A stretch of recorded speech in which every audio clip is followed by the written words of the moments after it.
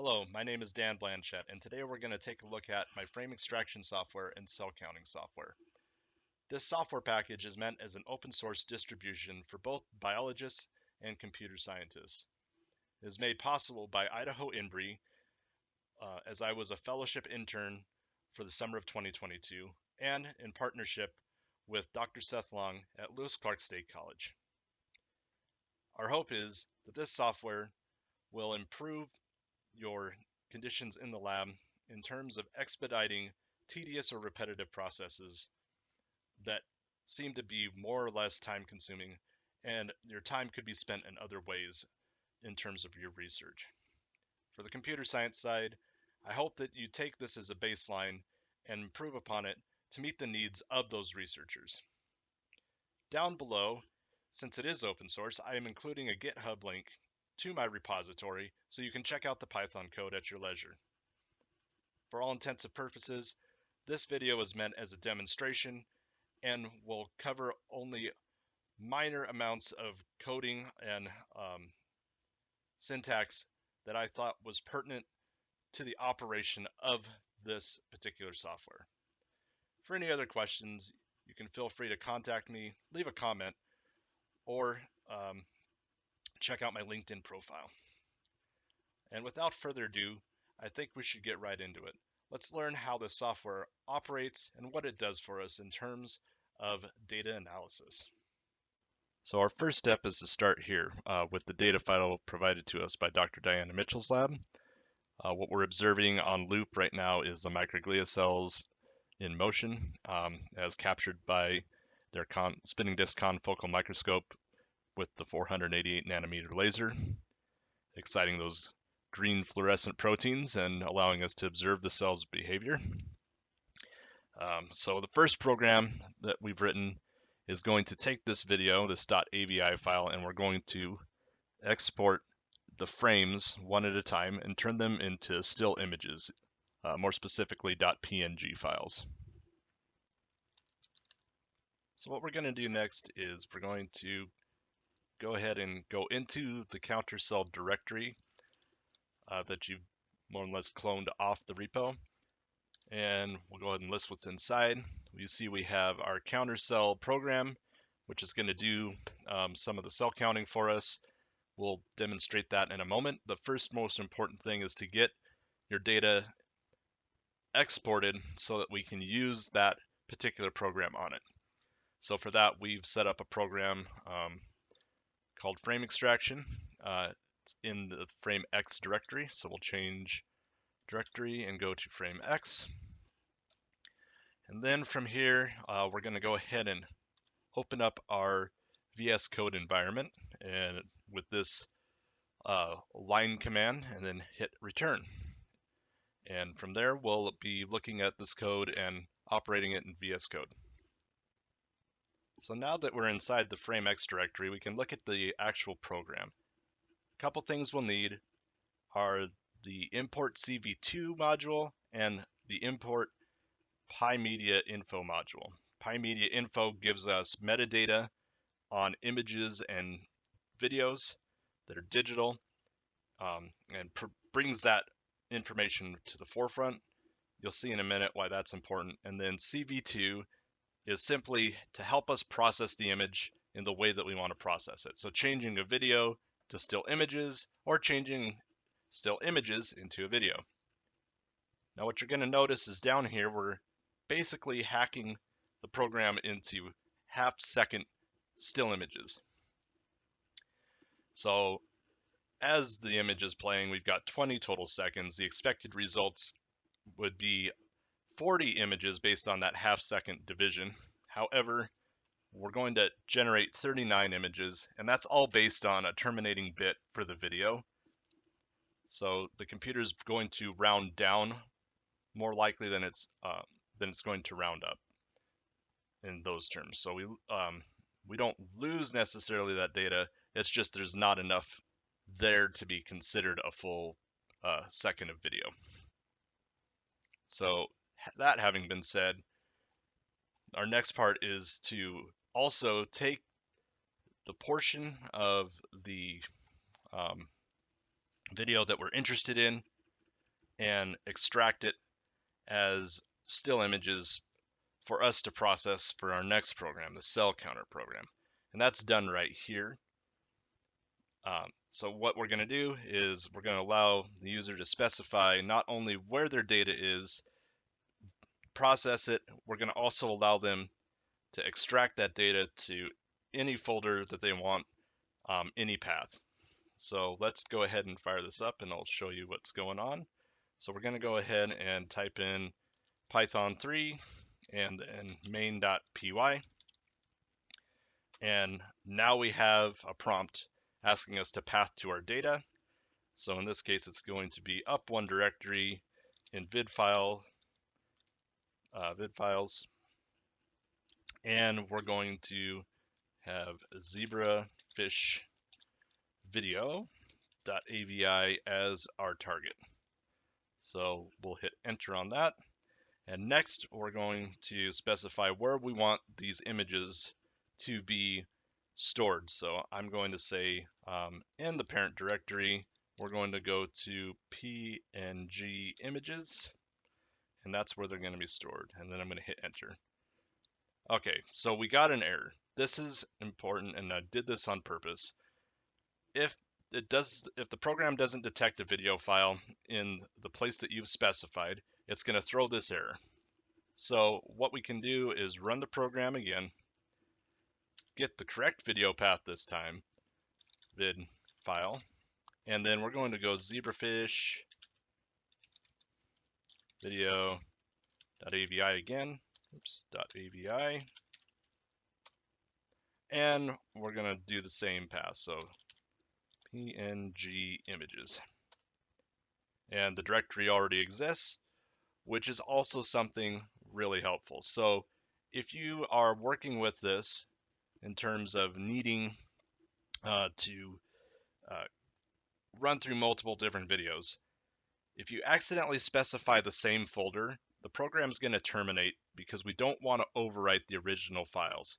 Seeing as each file is going to be numerically counted and appended with a .png extension, there's a real risk of accidentally overwriting your data. And so because I have this directory already exists warning, we're not going to accidentally lose that data due to our own human error. So we'll run it one more time. We'll go ahead and do vid files again, and then vid file, and then zebrafish video.avi, and then we're going to go up to the parent directory, and I'll make a new directory called test. So we'll just store them in test, and you'll see it's going to take a second. Once that's done, we have frames per second for the video is 5, and then total frames processed was 97. Now, some researchers might find the frames per second helpful, especially if they're trying to calculate cell movement, and they're looking at that time delay that naturally exists in a video file. Total frames could be helpful to them for other metrics, for dimensional analysis, but nonetheless, I made sure to cover those two bases just in case this was helpful in some way for the researcher that's processing their own data. So that being said, we'll double check our work. We'll go back up to the parent directory here in countercell, and then we're going to list out our directories, and we see test is there.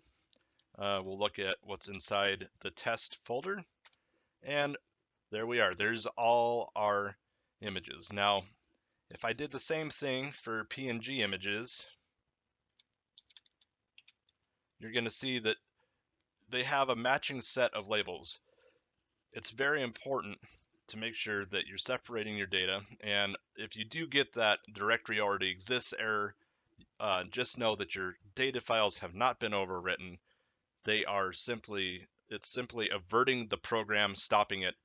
I'm going to add in an additional dialog that says this, but for right now, just understand that your data has been protected and you haven't accidentally overwritten it by manual error. And from here, now that we have the image folder generated, we have our still images, now we can work on the next part. which is running the cell counter program. And I'll cover that in our next bit here. All right, so now that we have our data comprised, I'm going to go ahead and clear this out of the console. We can now look at running our cell counter program. And how do we do that? We're going to need our Spyder environment first off and foremost, and then we're going to look at the code that we're using in the Spyder environment to help us get these cells. So first and foremost, we need an Anaconda environment or a Conda environment. This is important with the Spyder installation because I did have it actually corrupt my root registry on Linux, and I had to do some reinstallation. I had to do some file recovery. So make sure you have a Conda environment of some kind. Look up the documentation. It's essentially cloning or making a copy of your root directory, but it doesn't actually affect it, which is an amazing thing. Should definitely be done in most cases where you're using software that uses a lot of the similar resources from Linux, but you don't want it to have direct access to those files. Very cool. So I'm going to activate my environment by saying Conda, activate, Spyder, env, and you'll see over here in the left-hand corner it's changed. So now we're in the Spyder environment. So to launch Spyder, all we need to do is type in Spyder, and you're going to see some errors pop up. This is because I'm using Ubuntu 22.04, and this distribution of Linux is still getting patched. So despite it saying that I have a bunch of graphical errors that isn't going to run my Spyder environment, it still runs. That being said, you can use an earlier version of Ubuntu and it may work better.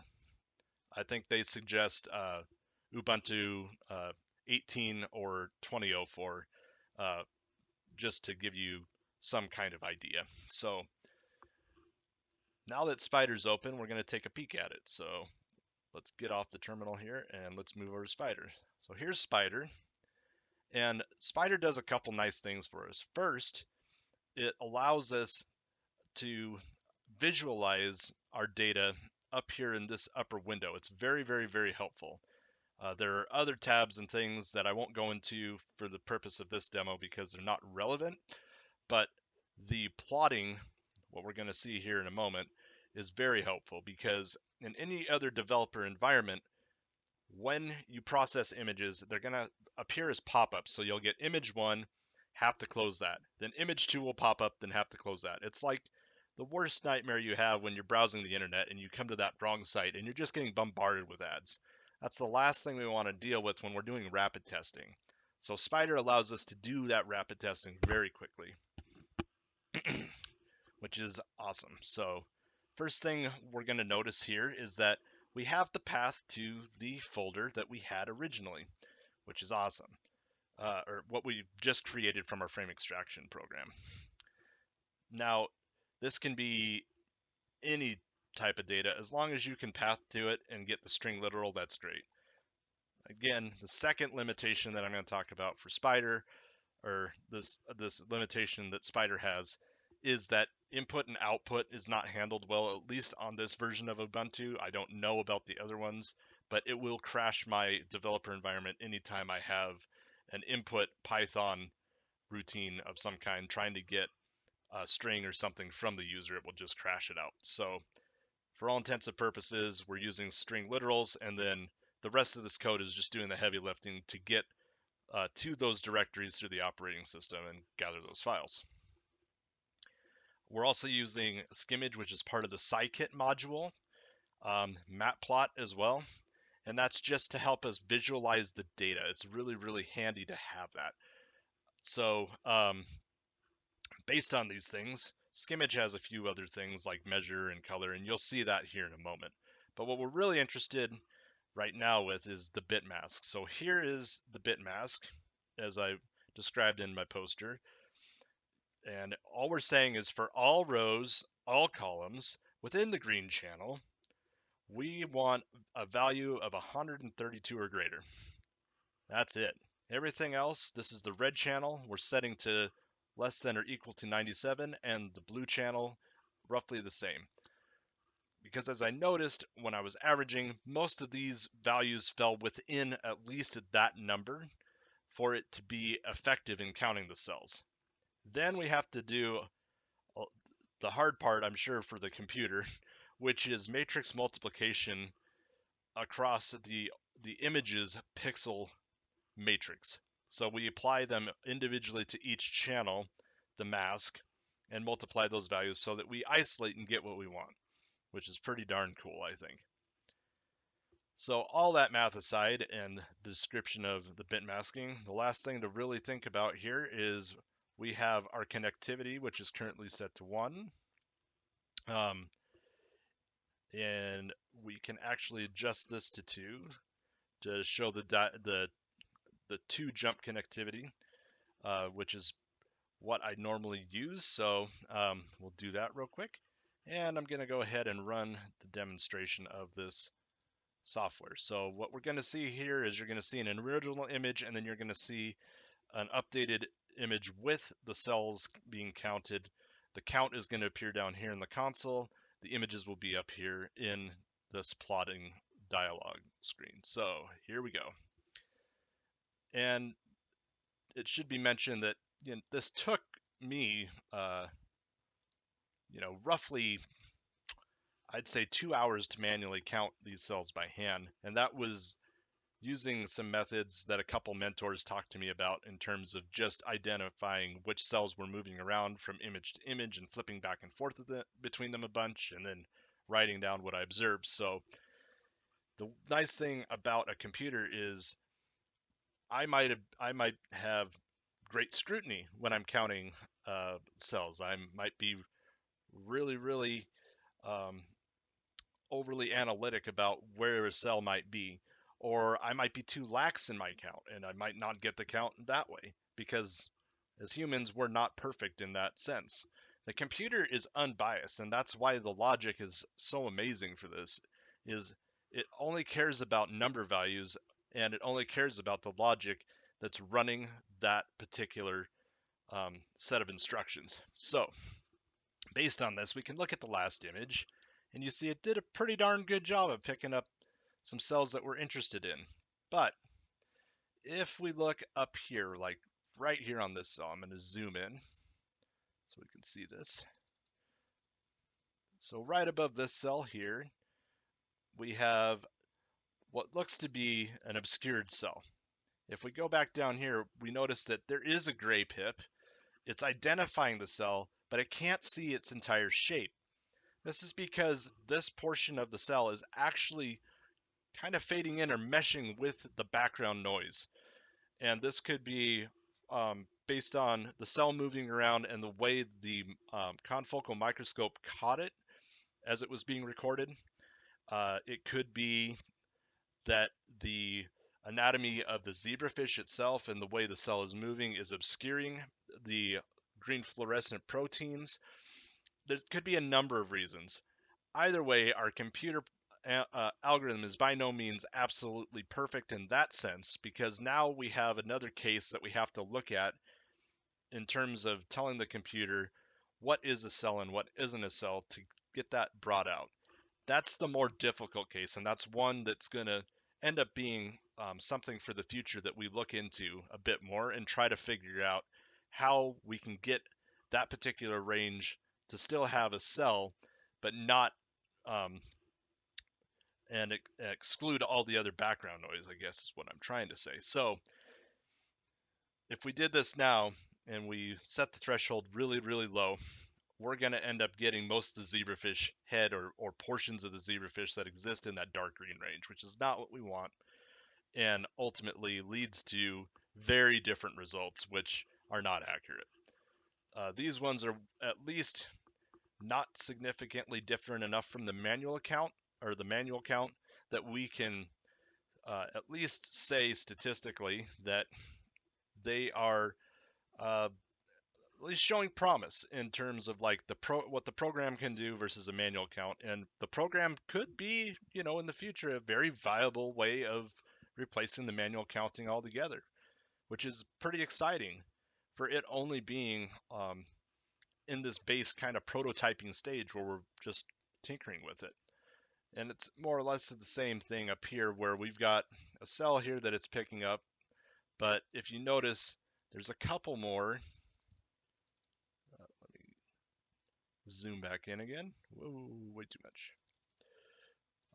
There's a couple more that you can kind of see here. And in image one, it's getting this guy, but this guy's just obscure enough we're not catching him. So, albeit it's not perfect by any means, but it is pretty darn good for the iteration we have right now. That being said, I hope you enjoyed the demo of this software. I hope you see its relevance and the impact it can have, given a little more time and a little more research from our end on computer science, and of course critiques and criticisms from the biologists that will be testing and probably using the software in their labs, hopefully in the near future. I thank you for your time and your consideration, and if you're interested in the code, you're on that side of things, want to take a look at what's going on with our Python coding here, feel free to check out the description underneath the video. I'm going to have a link to my GitHub repo, and it's all open source for everybody. Go ahead, have at it. Um, Give me your critiques, borrow the code, use them for your own projects. I hope this helps, and thank you for taking the time to listen to me. Have a great day.